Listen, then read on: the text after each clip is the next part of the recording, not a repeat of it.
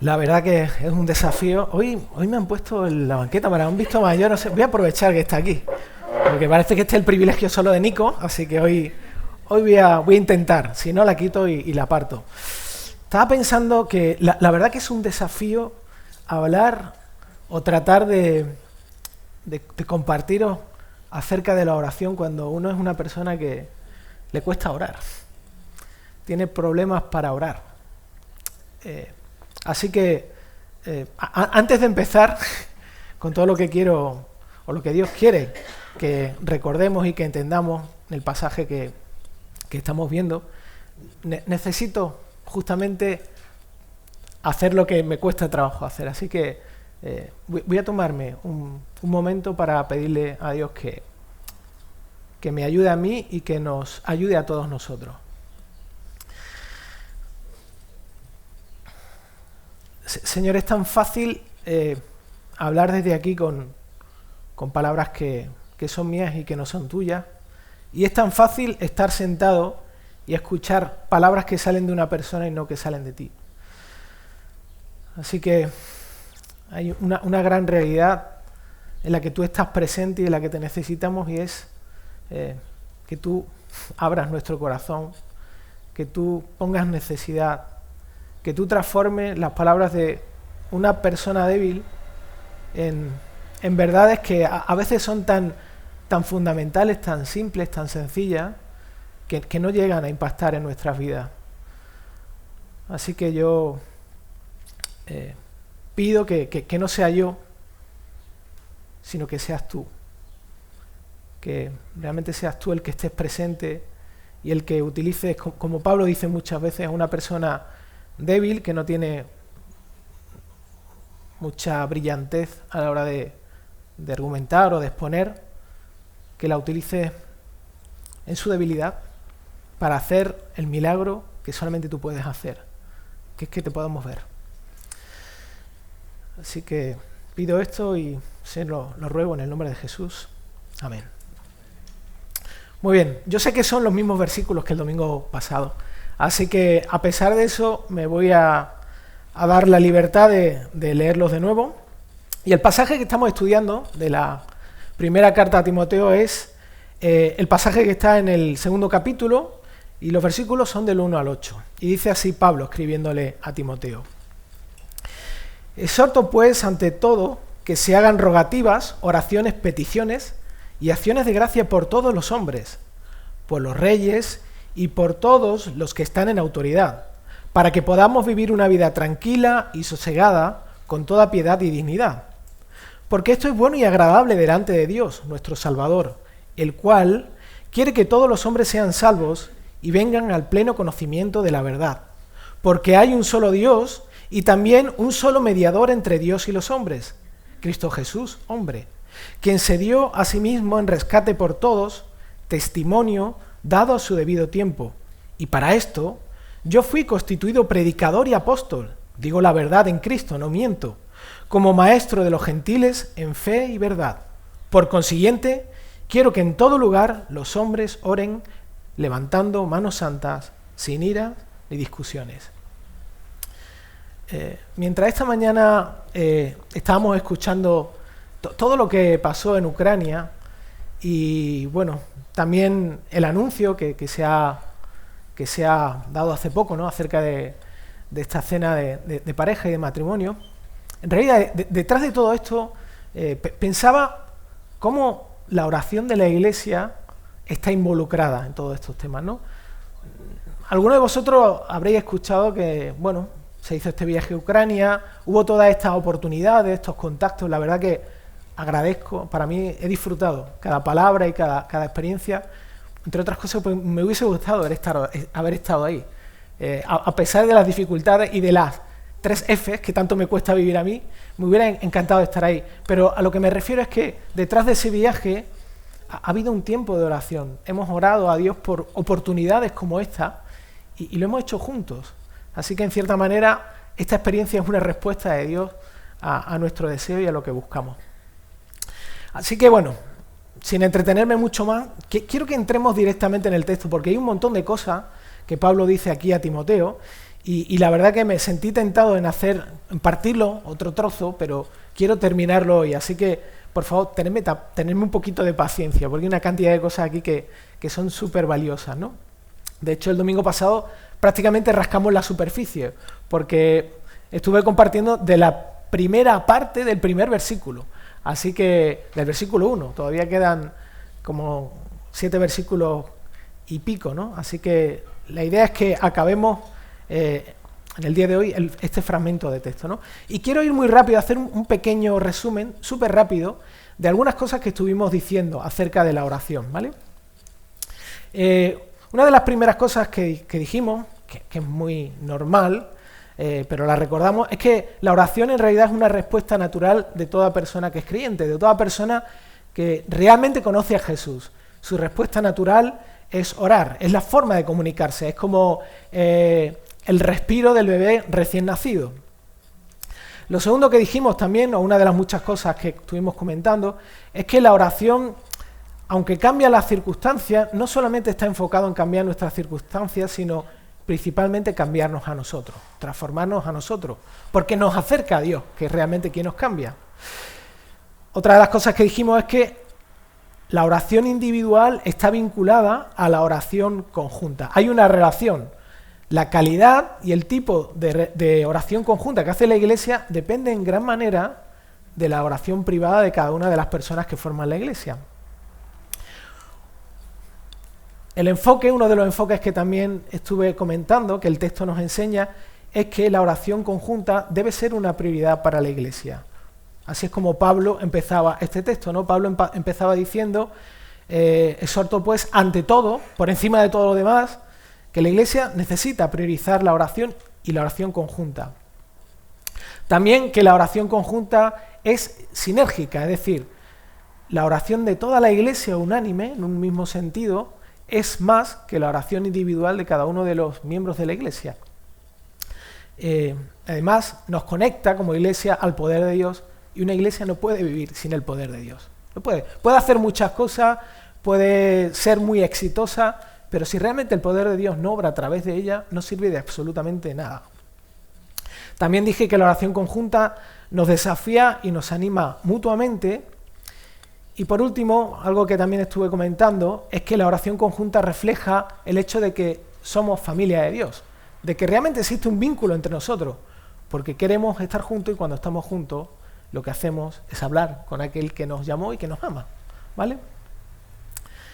Así que, después de haber mirado esta parte del versículo 1 y haber tocado esta serie de puntos, nos quedó bastante claro que para Pablo esto es una prioridad. Por eso le escribe a Timoteo y le dice, que de hecho no sé si lo habéis llegado a pensar o a ver, pero el capítulo 2 es el inicio de un montón de instrucciones que Pablo le está dando a Timoteo para que aprenda cómo manejar y cómo debería funcionar la Iglesia. Y es muy interesante que de lo primero que le habla es de la oración cuando la Iglesia está junta. Es la prioridad que Pablo necesita comunicarle a Timoteo. Ahora, si la oración es tan importante, ¿cómo llenamos ese espacio? ¿Cuál debe ser el contenido cuando estamos orando juntos? Bueno, eso es lo que vamos a ver. Ese va a ser el primer punto. Y es justamente, tenemos que darle las gracias a Pablo, porque él va a responder en este texto a esta pregunta, ¿no? Es justo lo que él sigue diciendo en el versículo 1, ¿no? Y lo que Pablo dice es que esa oración conjunta debe contener rogativas, oraciones, peticiones y acciones de gracia, ¿no? Utiliza 4 palabras para indicar el contenido de la oración que la Iglesia tiene cuando está junta. Voy a hablar con este hombre para que tiene la voz más potente que yo, así que voy a tener que luchar un poco con él. Pero bueno, 4 palabras utiliza Pablo. Y es muy interesante que las 3 primeras palabras son muy parecidas, son sinónimas, son casi iguales, ¿no? ¿Por qué Pablo utiliza 3 palabras tan parecidas como son rogativas, oraciones y peticiones? ¿Por qué usa palabras tan similares? ¿Por qué no usa uno solo? Bueno, nosotros hacemos algo muy parecido en nuestro lenguaje. Cuando nos comunicamos normalmente y queremos dar un énfasis especial a algo, utilizamos el mismo recurso. Por ejemplo, cuando yo hablo de colores, Si yo digo rojo, todos entendemos que el rojo es rojo. Pero ¿y si yo te digo rojo carmesí? ¿El carmesí no es rojo también? Lo que estoy dando es una faceta, un aspecto más rico del sentido de ese color, ¿no? Obviamente un daltónico le va a dar igual lo que tú le digas, ¿no? Pero quiero que entendáis esto, ¿no? Pablo está usando ese mismo recurso. Entonces, vamos a mirar cada una de esas palabras y cuál es el sentido de esas palabras, ¿vale? La primera que Pablo utiliza es rogativas, ¿no? ¿Y qué quiere decir con rogativas? Bueno, rogativa es una palabra que comunica la carencia de algo que necesita ser suplido rápidamente. O sea, es como cuando un bebé llora porque tiene hambre. ¿Por qué llora? Está haciendo una rogativa porque tiene hambre y porque necesita tomar leche. O algo sólido, si tiene más edad, ¿no? Y esta rogativa en realidad es una actitud interna de aquella persona que ve a Dios como el único que puede satisfacer las necesidades más profundas del ser humano. Se acerca a Dios con una actitud de decir, solamente tú tienes lo que yo necesito. Es una persona o es una actitud que comunica la humildad y que reconoce la dependencia de Dios y no se aferra a sus recursos o a sus planes o éxitos, ¿no? Es como comentaban esta mañana, ¿no? Es una persona que se ha apropiado de la flexibilidad, está abierto a que Dios guíe su vida y necesita de esa guía de Dios, ¿no? Además, hace rogativas como iglesia, de forma conjunta, reconocemos que todo lo que somos y tenemos viene de la mano de Dios, de su bondad y no de nuestros méritos o logros. Somos lo que somos porque Dios quiere que seamos lo que somos, no por nosotros mismos. Sí que es verdad que nos usa, ¿no? Pero la rogativa manifiesta eso, una dependencia, ¿no?, de Dios. La siguiente palabra que usa Pablo es la palabra oraciones, que a todos nos suena. De hecho, en griego esta palabra quiere decir oraciones. Es la palabra más común que se utiliza para referirse a orar, para referirse al acto de hablar a Dios, ¿no? Implica un diálogo respetuoso que busca tener una conciencia real y viva de aquel a quien se dirige. O sea, cuando oramos nosotros no estamos repitiendo algo, sino estamos acercándonos a alguien.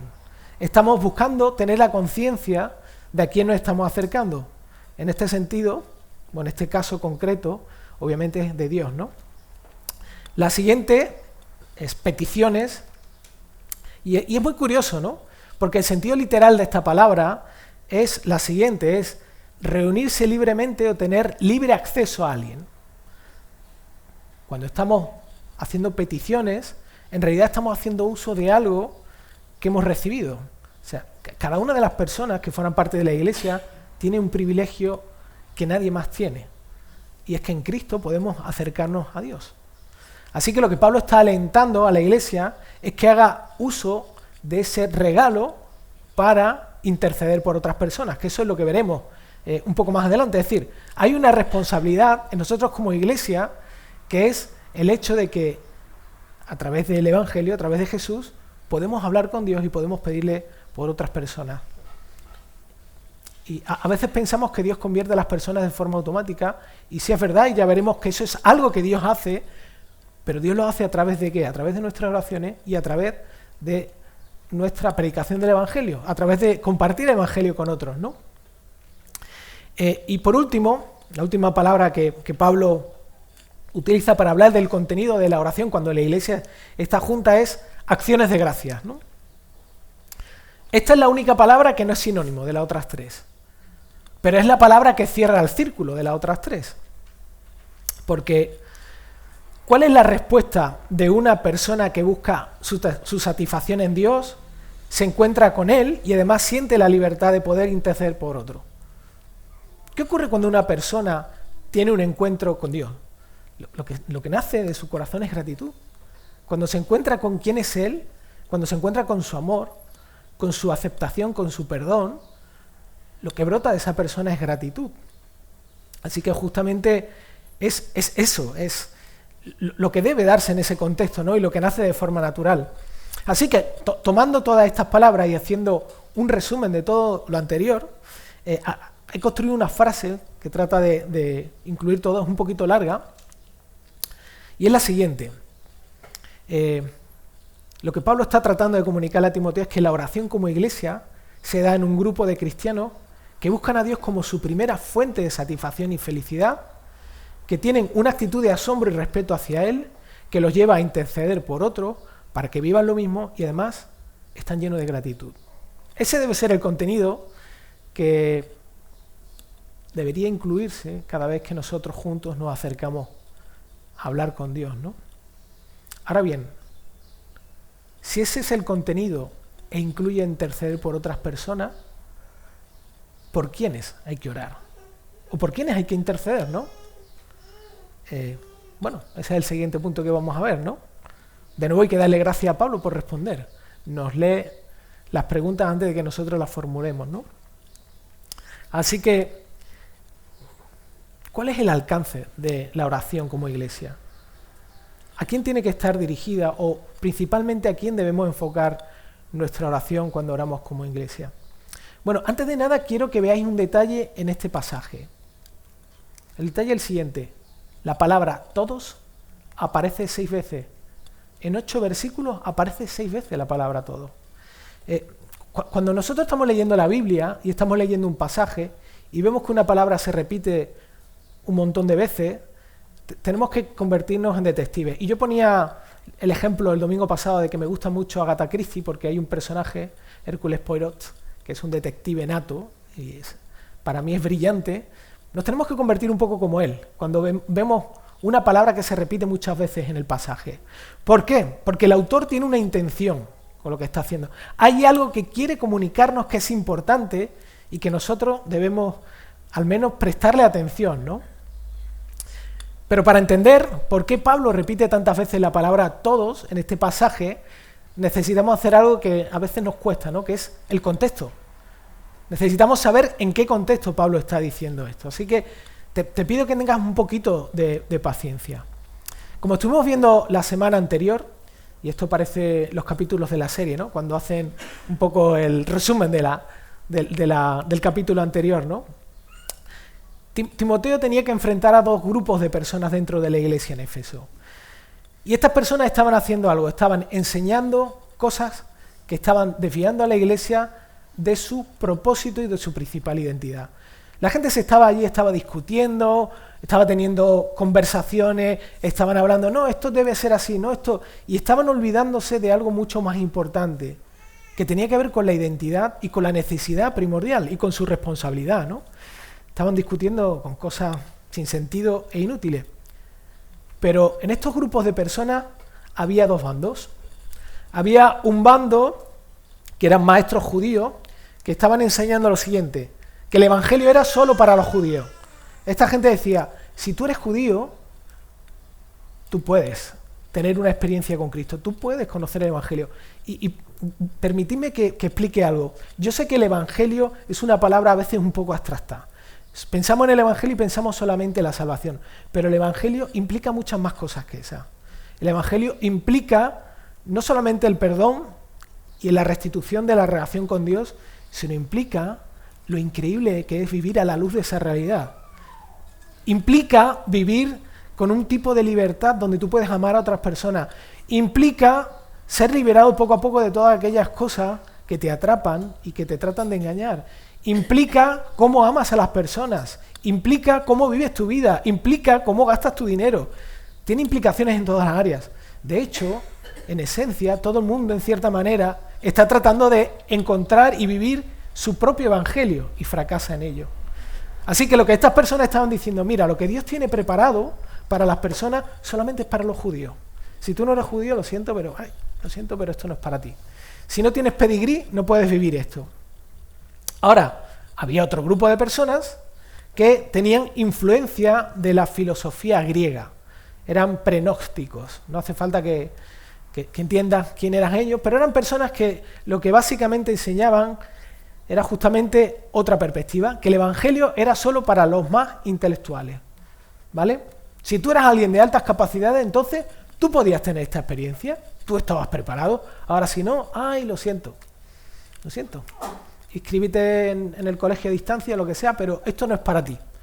Así que estas 2 personas lo que estaban tratando de mostrarle a todo el mundo es decir, O eres de esto o eres de estos otros. Si no eres de ninguna de estas dos áreas o grupos, lo siento, pero esto no es para ti.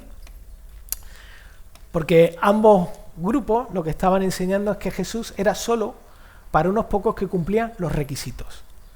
Si tú no cumplías esos requisitos, lo siento, pero tú no puedes tener la experiencia de disfrutar a Dios. No puedes disfrutar del Evangelio.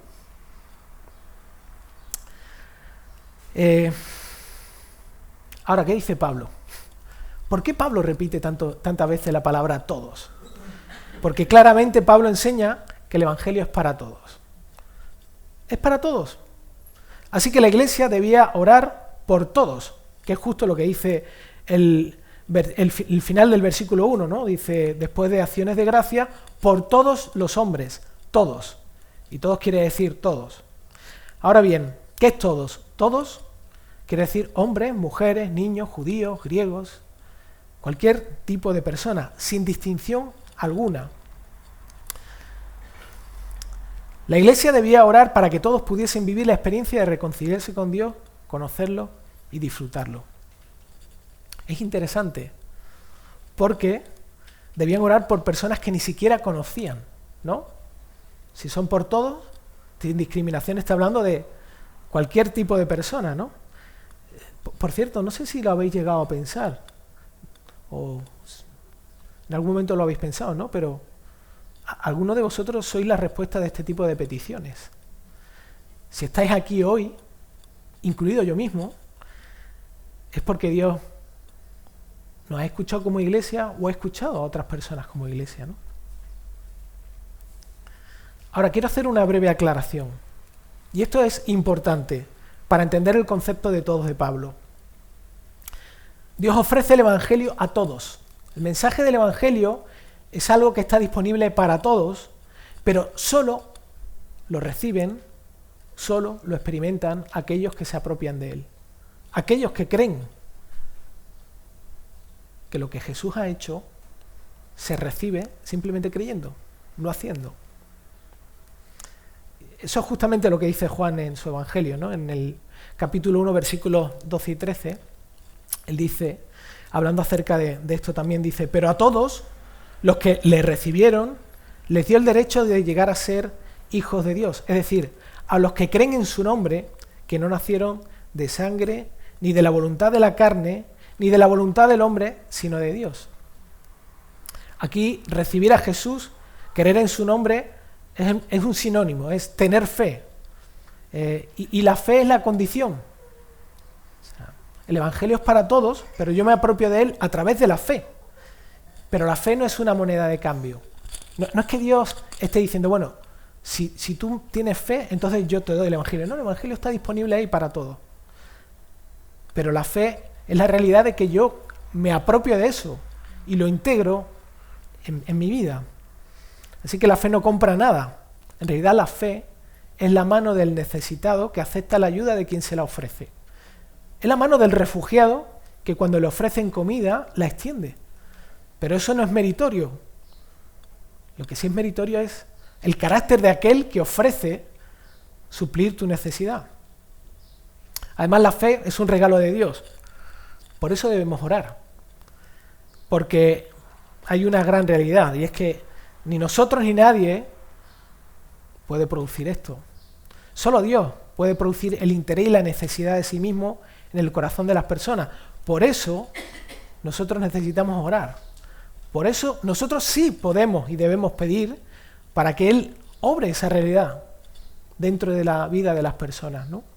De hecho, si el Evangelio nos ha impactado y ha generado entusiasmo, el reflejo de ese entusiasmo es el deseo de que otras personas puedan vivir y experimentar eso. Ahora, la verdad que estudiando este texto, esto que dice Pablo puede ser tremendamente confrontador, ¿no? Porque yo confieso que hay muchas veces que no oramos o dejamos de orar por otros porque estamos convencidos de que Dios no puede hacer nada en sus vidas. En cierta manera estamos siendo como estos dos grupos de personas, ¿no? Mira, si no cumples estos requisitos, en realidad, ¿sabes qué? Tú nunca vas a cambiar. Dios no puede cambiarte. El Evangelio no es para ti. quizá concluimos que estas personas están fuera del todos que Pablo menciona. O tal vez somos quizá un poco como el fariseo que veía orar al publicano y llegó a la conclusión rápida de que, bueno, es demasiado mala persona, no puede cubrir la expectativa para que Dios lo perdone o para que Dios lo acepte, ¿no? Ahora, la verdad es que tú y yo estamos aquí y ahora, y si conocemos a Jesús, es porque otras personas oraron por nosotros y nos compartieron el Evangelio convencidas de que este era para todos, incluido tú y yo. Pero miremos de nuevo el texto, ¿no? Y vamos a mirar lo que en concreto dice Pablo en el versículo 2, ¿no? Él dice en el versículo 2 que también la Iglesia debe orar por los reyes y por todos los que están en autoridad. Y me hago yo una pregunta. Pablo, ¿no será que te repites? Si acaba de decir todos incluye a todo tipo de personas, ¿por qué ahora incluye a los reyes y a las autoridades? ¿Por qué? ¿Qué pasa? ¿Por qué hay que enfatizar eso, no? Bueno, necesitamos un poco de contexto para entender lo que está diciendo Pablo aquí, ¿no? ¿Quién eran los reyes cuando Pablo estaba escribiendo esta carta? ¿Quién eran los reyes? ¿Quién eran los que estaban dirigiendo el país, ¿no? O la nación. Bueno, pues era el emperador y el resto de gobernantes romanos. ¿Y los romanos qué tipo de pueblo era? Bueno, lo primero es que eran un pueblo opresor. O sea, ellos en cierta forma se habían apropiado del pueblo de Israel, eran los que estaban dirigiendo absolutamente todo, pero no solamente eso, era un pueblo politeísta y estaba lleno de corrupción moral completamente. O sea, era un pueblo para nada que concordase con el pueblo de Israel, ¿no? Que era el pueblo de Dios. Por cierto, entre esos emperadores romanos estaba también Nerón. No sé si sabéis quién fue Nerón, ¿no? Nerón fue, según dicen los historiadores, fue un emperador tirano, cruel, asesino, y fue perseguidor de los cristianos. De hecho, los culpó de un incendio que dicen provocó él mismo, ¿no? La gran pregunta es, ¿quiénes son en nuestro contexto las autoridades y los reyes? Hoy aquí, ¿quiénes son las autoridades y los reyes? Algunos ponen mala cara, ¿no? No les gustan mucho los que hay. El gobierno y todo el organismo que hay y personas que forman parte de la administración de un país, ¿no? Ahora bien, ¿cómo puede Pablo estar pidiendo que la Iglesia ore por unos dirigentes en el contexto que ellos estaban viviendo, que pueden ser incluso enemigos del Evangelio, pueden ser incluso enemigos de los cristianos y perseguirlos, pueden incluso promover leyes que vayan en contra de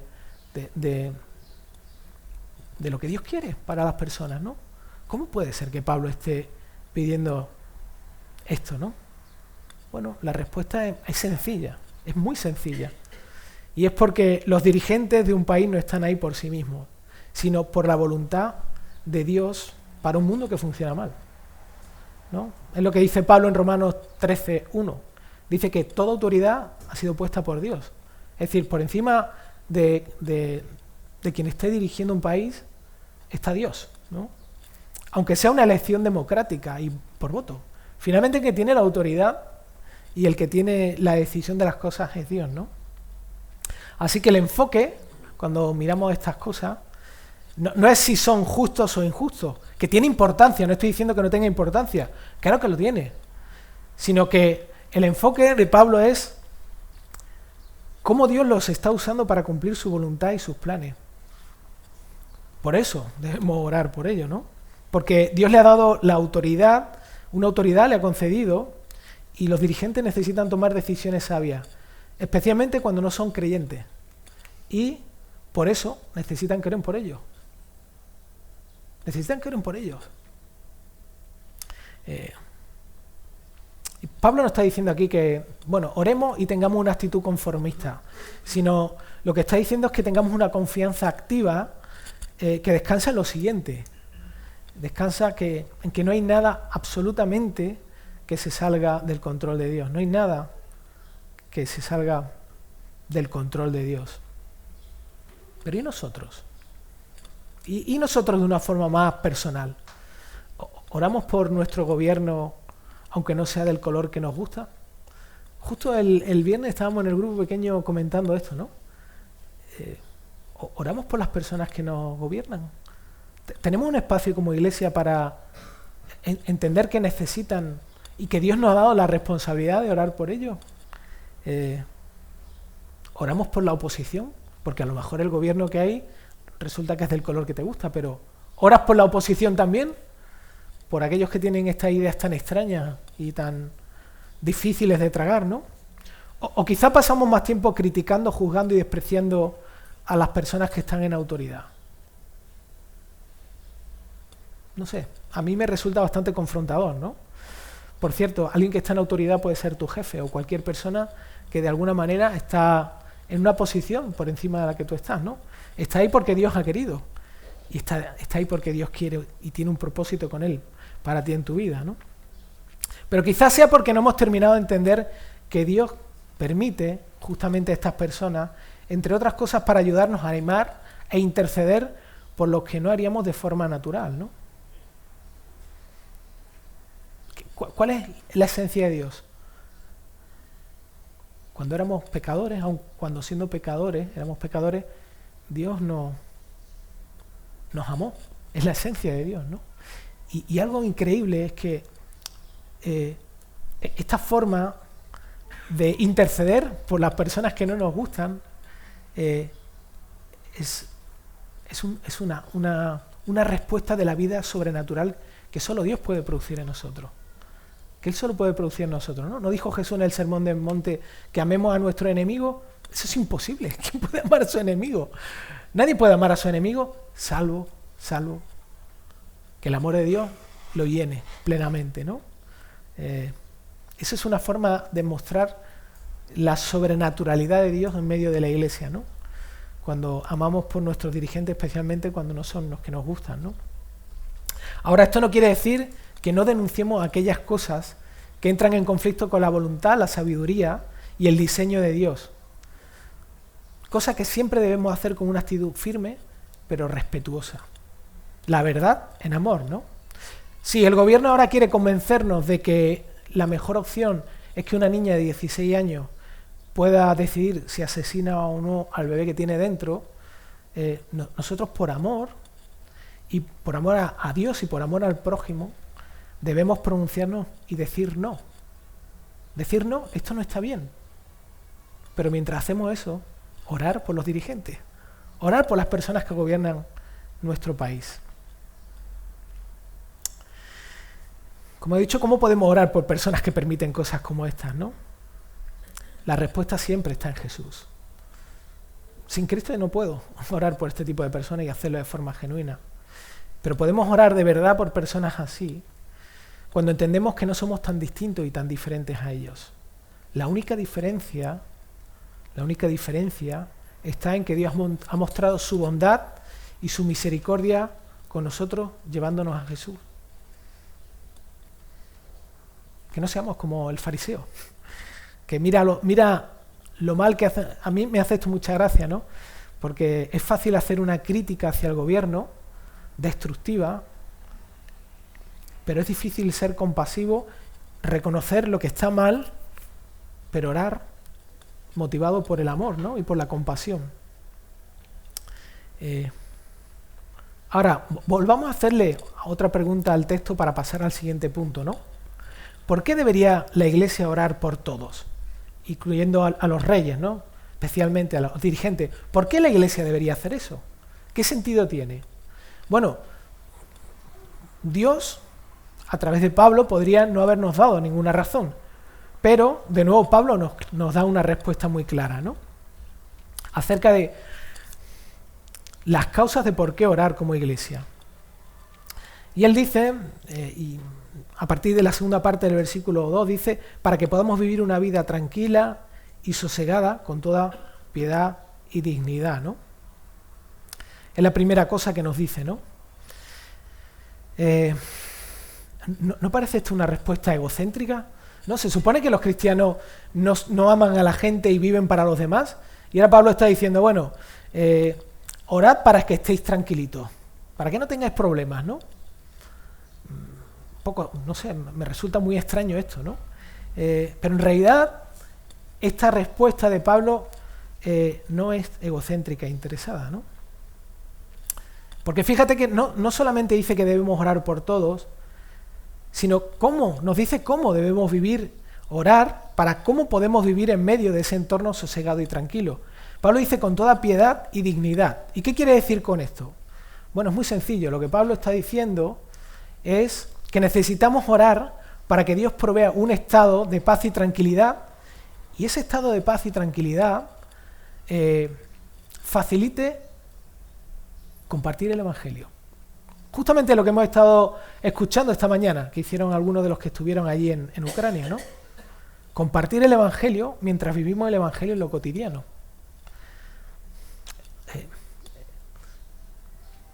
Se supone que cuando hay un estado de paz en un país, las personas tienen más tiempo. Los creyentes tienen más tiempo, ¿para qué? Tienen más tiempo y menos preocupaciones para cultivar su relación y cercanía con Dios. Y esto debe tener una manifestación en el día a día, en lo cotidiano. Por eso debemos orar, para que se genere ese entorno, ¿no? Así que la motivación no es la comodidad, sino anhelar un entorno donde se multipliquen las oportunidades para hablar de Jesús a otros. El enfoque no está en que yo esté bien. El de fuera está bien, tranquilo, no os preocupéis, ¿vale? El enfoque no está en que yo esté bien, sino en los que necesitan estar bien con Dios. Ese es el enfoque. No en que yo esté bien, sino en el bien de los que no están bien con Dios. Ahora, merece la pena detenerse a pensar lo que Pablo está asumiendo aquí. Pablo está diciendo aquí una verdad que si la piensas y la meditas, es asombrosa, es increíble. O sea, que creo que nos cuesta entenderlo y creerlo, ¿no? Pablo lo que está diciendo es que la estabilidad de un país está conectada a la oración unida de la Iglesia. Está diciendo que la Iglesia debería orar junta por los dirigentes para que ese país tenga un entorno de paz y de tranquilidad que promueva que más personas puedan conocer a Jesús. Pero no se ha dado cuenta, o sea, para mí es una locura. O sea, es tremendo esto. No es el Banco Central Europeo el que le da estabilidad a los países. No es la Reserva Federal de Estados Unidos. No son las personas más influyentes del mundo. Es la Iglesia orando. Es la Iglesia orando. O sea, a mí me hace sentirme responsable, pero también es un preludio de lo que Dios dice en su palabra. Es que su pueblo será el que estará, cuando estemos cara a cara, delante de Él, nosotros estaremos dirigiendo, estaremos en una posición de dirección de donde estemos desarrollando lo que Dios tenga para nosotros en la eternidad, y ese es un preludio de lo que Dios tiene preparado para nosotros, ¿no? Así que pensamos mucho en la situación actual que vivimos y hay muchas personas orando por esta circunstancia porque han entendido que esto es una responsabilidad y un privilegio que Dios nos da. Pero hay más cosas que Pablo nos dice aquí. Nos dice que debemos orar por estas personas. Versículo 3, porque esto es bueno y agradable delante de Dios nuestro Salvador, el cual quiere que todos los hombres sean salvos y vengan al pleno conocimiento de la verdad. Cuando Pablo utiliza la palabra bueno, lo que está comunicando es belleza y excelencia. O sea, porque para Dios esto es bello y es excelente, ¿no? Dios no se conforma con poco. Dios es un ser perfecto. Y como ser perfecto, Él sabe evaluar las cosas que son bellas y valiosas, ¿no? Así que es muy relevante lo que está diciendo aquí, ¿no? Porque Pablo está diciendo que cuando la Iglesia se une y ora de esta forma, en realidad lo que está haciendo es algo que produce placer en Dios. Es algo que Dios mira y dice, wow, qué increíble. El ser que es inmutable y que no podemos cambiarlo, cuando la iglesia junta, ora de esta forma, genera sentimientos, genera afectos dentro de Dios. Muchas veces afirmamos que deseamos agradar a Dios, ¿no? Por su bondad, por todo lo que Él ha hecho. ¿Y cuándo hacemos juntos esto? Cuando oramos enfocados en oportunidades para que más personas conozcan realmente a Jesús. Eso genera alegría en Dios. No sé, cuando uno tiene... Cuando uno está enamorado de su esposa, de su marido, desea agradar a esa persona. Si nosotros estamos enamorados de Dios o buscamos enamorarnos más de Dios, no quisiéramos encontrar aquello que a Él le produce placer. No, es como cuando tienes a tu hijo, llegan las Navidades y sabes que a tu hijo hay regalos que los disfruta porque amas a tus hijos, les regalas eso porque experimentas placer en el placer que experimentan tu hijo. En el mismo sentido, eso es lo que Dios quiere que nos hagamos partícipes de eso, ¿no? Ahora, ¿por qué también hacer esto es agradable a Dios? Bueno, porque cada vez que oramos por todo tipo de personas, estamos reflejando el corazón de un Dios que salva y que está vivo en nosotros como iglesia. Lo he dicho antes. O sea, hacer esto y desear hacer esto quiere decir que hay alguien dentro de nosotros con ese carácter, ¿no? De hecho, ¿cuál era el significado del nombre de Jesús? ¿Qué quería decir Jesús? Jehová es el Salvador. Jehová salva.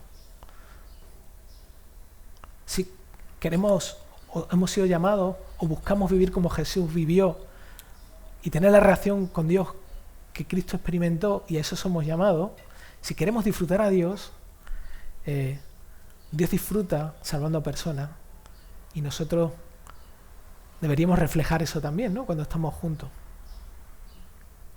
Ahora es muy posible que estés pensando que si Dios quiere que todos los hombres sean salvos, ¿por qué hay personas que no llegan a conocerlo? ¿Por qué? ¿No?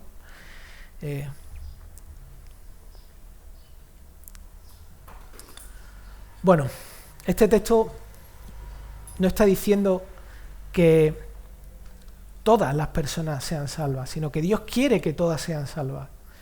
Es decir, que Dios no discrimina a personas. Dios no hace diferencias como los maestros. Dios no hace diferencias como nosotros.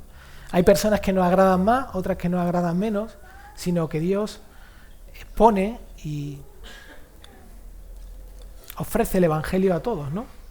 Su amor y su perdón están disponibles para cualquiera, pero además hay algo más. Por eso hay una I en este texto, ¿no? Hay una I que dice que Dios quiere que todos los hombres sean salvos, versículo 4, y vengan al pleno conocimiento de la verdad. ¿Qué quiere decir esto, no? Bueno, Dios no está interesado en que las personas tengan un billete a la eternidad. No solo está interesado que, bueno, yo lo que quiero es que te salves, ¿no? Dios quiere algo mucho más, ¿no? Quiere algo más, ¿no? Porque la vida eterna, en realidad, es el resultado de algo mucho más mayor, que es conocer y experimentar la verdad de quién es Él. Tener una experiencia de cercanía con Él, de libertad, de amor, de aceptación, ¿no? Entender que Él es nuestro Padre, que es nuestro amante, que es nuestro amigo fiel, que nunca falla, que nosotros nos separamos de Él y Él no se separa de nosotros, que solo Él llena nuestras necesidades más profundas de nuestro corazón, que es quien nos da paz y nos cuida. Es el creador y el propietario absolutamente de todo, de nuestro cuerpo y de nuestra vida, y mantiene toda la complejidad de la creación en orden bajo sus cuidadosas manos, con un solo objetivo, de que lo conozcamos. Además, es Él quien nos espera después de la muerte con sus brazos abiertos. No tiene sentido recibir la salvación o la vida eterna sin conocer esto de Él, sin vivirlo, sin experimentarlo. No tiene ningún sentido. Dios no obliga a nadie. Dios se acerca a las personas, pero Dios no lleva al cielo. No entra en la vida de una persona de forma obligada, ¿no? Quedan 2 motivos más, así que los voy a ir pasando un poco más rápido, acerca de por qué debemos orar de esta forma, intercediendo por todas las personas, incluyendo a las personas que están dirigiendo el país, que tienen esa responsabilidad. Y es porque orar así está en sintonía con el Evangelio. Bueno, lo que Pablo está diciendo en los siguientes versículos es lo siguiente, ¿no? Él dice en el versículo 5, porque hay un solo Dios y también un solo mediador entre Dios y los hombres, Cristo Jesús hombre, quien se dio a sí mismo en rescate por todos, testimonio dado a su debido tiempo. Básicamente lo que Pablo está diciendo es que solo hay una forma de ser reconciliado con Dios, es a través de Jesús, ¿no? Porque llegar a tener una experiencia de sentirse amado y perdonado por Dios solo es posible por medio de Jesús. Y quiero que veáis el contraste. El Evangelio es para todos, pero solo se acepta y se recibe a través de uno, de Jesús. Solo a través de Jesús. Y se recibe a través de Jesús como un regalo. No hay que hacer nada. Nada más que hay que invitarlo. Acercarse a Él e invitarlo a que Él se apropie de la vida de uno. Un poco lo que compartía también esta mañana, ¿no? Acerca de varias personas a las que en ese contexto tan complicado como la situación de Ucrania tuvieron la oportunidad de escuchar quién es Dios y lo que había hecho por ellos y aceptar esa realidad, entregarse a ella, ¿no?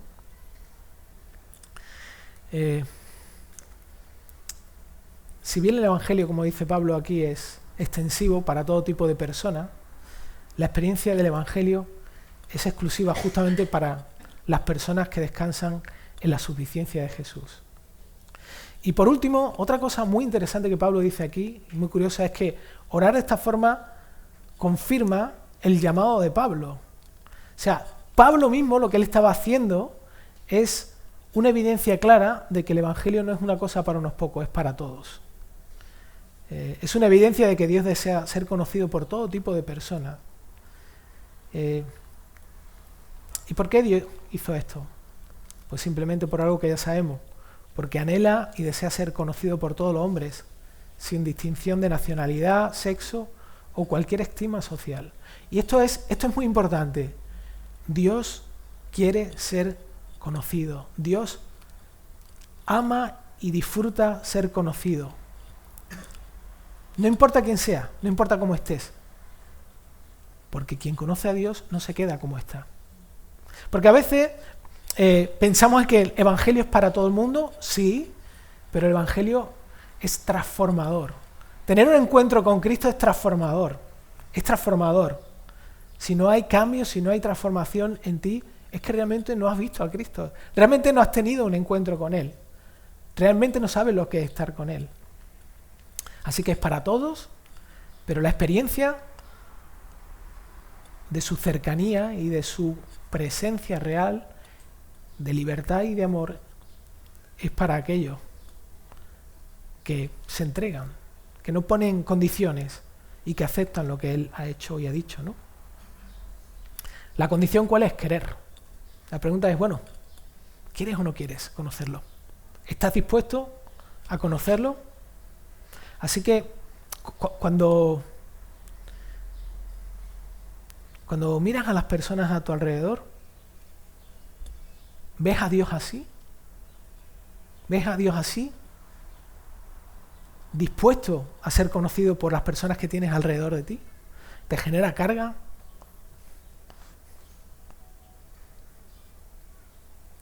Nos genera carga como iglesia el justamente orar por aquellas personas que ni siquiera conocemos y que Dios va a traer aquí. Como he dicho, algunas de vosotras sois la respuesta a esa realidad, ¿no? Y ya terminando de forma muy breve, ¿no? Porque Pablo termina justamente dando una última instrucción en el versículo 8, ¿no? Él dice, por consiguiente, es decir, como resultado de todo esto, quiero que en todo lugar los hombres oren levantando manos santas, sin ira, ni discusiones, ¿no? No me voy a detener mucho, no quiero extenderme mucho más, ¿no? Pero, bueno, obviamente Pablo no está diciendo aquí que todo el mundo tiene que orar con las manos levantadas, ¿no? Aunque hay gente que lo hace con las manos levantadas y otros que discuten que debería hacerse así o debería hacerse de otra forma.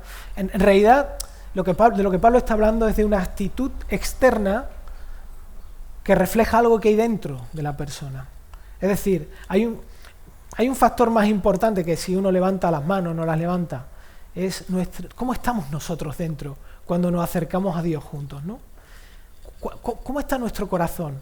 Y Pablo claramente dice ahí que, primero, para un judío, levantar las manos expresaba un deseo y una comprensión delante de quién estaba la persona al orar. Es un poco lo que hacemos nosotros cuando cerramos los ojos. ¿Por qué cerramos los ojos al orar? Algunos, otros mantienen abiertos. Bueno, los cerramos porque queremos enfocarnos y concentrar en lo que estamos haciendo. Queremos experimentar y tener la presencia de Dios presente y que nuestra oración no sean palabras vacías, sino que sea una conversación, que sea una cercanía genuina con Él. Así que lo que Pablo está diciendo aquí es que cuando oramos juntos debemos hacerlo con esa actitud, ¿no? Con esa reverencia, con esa solemnidad, ¿no? Y que obviamente si hay discusiones, si hay conflictos entre nosotros, ¿cómo vamos a orar? ¿Cómo vamos a acercarnos a Dios si nuestro corazón está luchando con otra persona, con ideas, con la razón? Por lo tanto, lo que necesitamos es justamente resolver eso, ¿no? Resolver eso. Así que, bueno, hay un montón de cosas que he estado compartiendo, expresando. Espero que esto, de verdad, nos ayude a crecer en nuestro tiempo de oración como iglesia, a priorizar y a entender el regalo de que hay muchas cosas que Dios quiere hacer, pero quiere que nosotros se las pidamos. Hay muchas personas que aún no lo conocen y que es nuestra responsabilidad orar para que Dios traiga a esas personas a través de la vida de cada uno de vosotros, pero a través de esta comunidad, de esta iglesia que Él quiere usar, ¿no? Así que como a modo de conclusión de este mensaje, lo que quiero hacer es justamente poner en práctica todo lo que este texto ha enseñado. No voy a extenderme mucho, ¿no? Pero sí quiero que me acompañéis para orar y pedirle a Dios justamente algo que debiera ser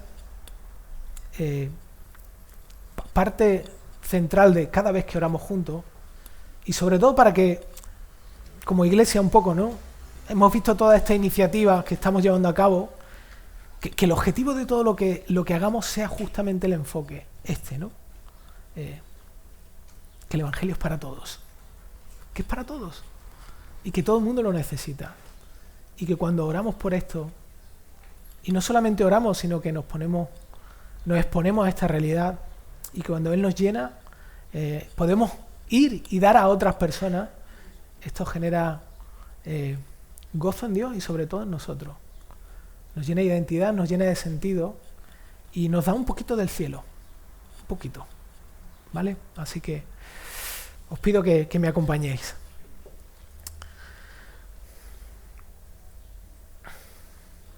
Como te decía al principio, Señor, las palabras son palabras y solo tu Espíritu, solo tu verdad puede asentar todo esto en lo más profundo de nosotros. Y